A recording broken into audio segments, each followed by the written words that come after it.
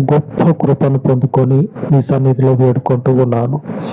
ఈ పరిచర్యలో చేరబడుచు ఉన్నటువంటి, నడిపించబడుచు ఉన్న ప్రతి ఒక్కరి జీవితాలను దర్శించి బలపరిచి వారిని స్వస్థపరచండి.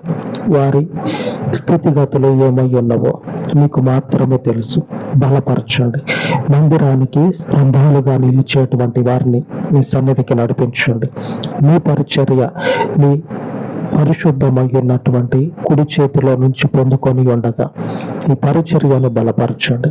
స్తంభాలుగా నిలవబడేటువంటి వారిని నడిపించి ఈ పరిచర్యకి మీ పరలోకపు కృపను అనుగ్రహించి స్థిరపరచమని మా రక్షకుడైన యేసుక్రీస్తు దయగలిగిన నామమున ప్రార్థించి వేడుకొనుచున్నాను తండ్రి.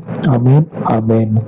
మన దేవుని కృప నిత్యము మనకు తోడయ్యుండి నడిపించును కాక. ఆమేన్, ఆమేన్.